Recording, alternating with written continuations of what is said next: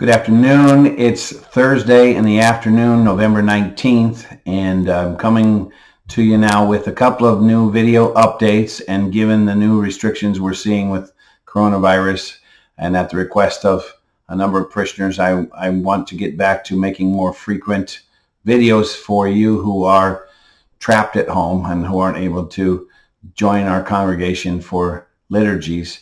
In past weeks, I have to apologize because I've been caught up in the Alameda fire aftermath, and that's drawn away a lot of my energy and time. But we're recommitting to keeping that video content updated for you all. I want to share with you my frustration, my heavy heart at these new limitations, these new restrictions. I know Archbishop Sample just released a letter to a similar effect today, which is probably available in the bulletin and maybe through a link on our website. But he's also expressing his frustration given that we have fulfilled the protocols that the government's asked us to go by, and we've done it without incident. But it seems as though these new current restrictions are almost punitive in nature. I think that I had held out hope a couple of weeks ago when our governor talked about a pause that we would be experiencing and that it wouldn't affect places of worship. But a week later, she announced a freeze, and these new restrictions do certainly impact us more severely than perhaps any other state in the U.S. And that's what I want to talk to you about. For some reason, the phrase in my head that you all know, out of the frying pan into the fire, jumps into my mind right now, except I would say it's out of the fire and back into the frying pan. That's how I feel that we have, thankfully, by the grace of God, done some amazing work with fire relief aid over this last month. And now we're back into the frying pan, which is that set of restrictions that came to us back in March. Except you may recall, back in that time frame, I think a lot of us, me included, probably felt that this shutdown was just going to be a matter of weeks. And when the governor announced at that time that the restriction would be 25 people or less for church events, Archbishop Sample felt logistically that there was no fair way to determine who would be among that 25 to be able to attend services. So he announced at that time a suspension of the celebration of public mass. And you may recall he asked each priest to celebrate a daily private mass for the end to the coronavirus. However, sometime early summer, when the counties had begun their instructions to reintegrate back to normal life, they were given a scoring system of phase 1, 2, or 3, and each county was told they could proceed at their own pace.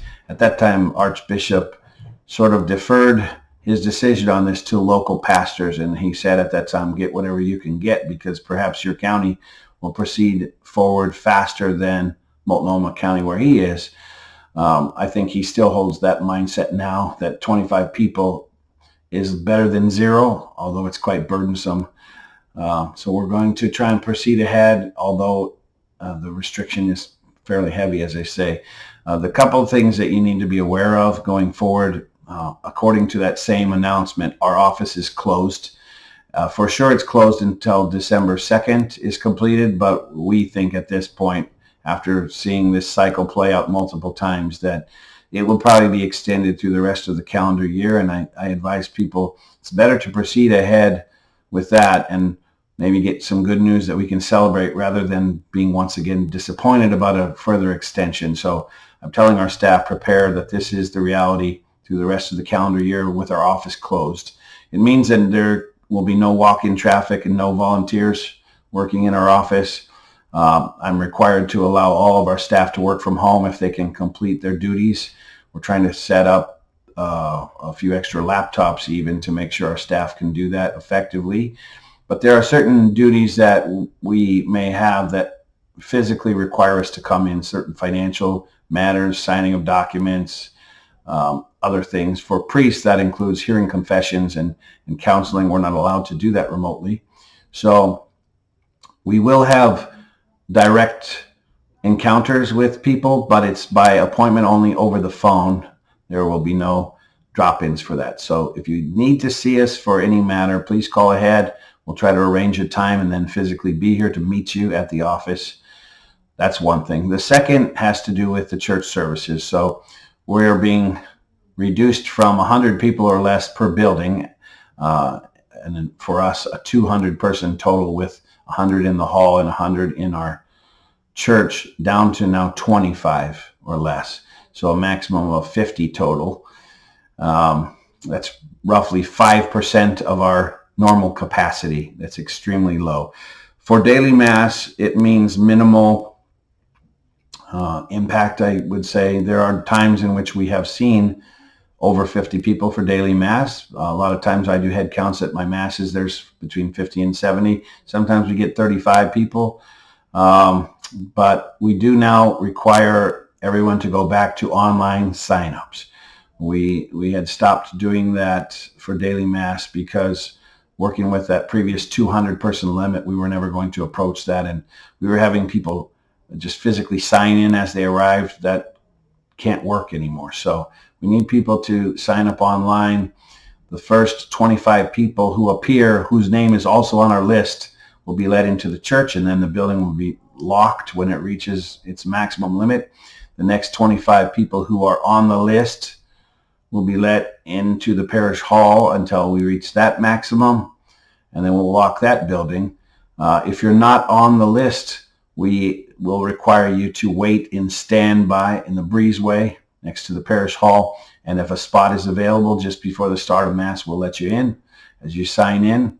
But you will be essentially in that third spot. There's those who sign up going in the church first, those who sign up going in the hall second, and those who haven't signed up third.